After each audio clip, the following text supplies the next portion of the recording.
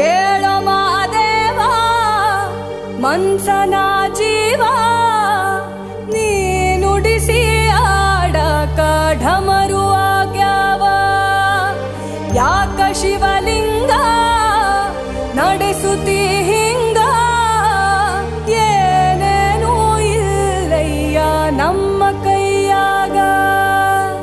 ಎಡವಿಸಿ ತಾಳ ಉರುಳಿಸಿ ದಾಳ ನಡೆಸಿದಿ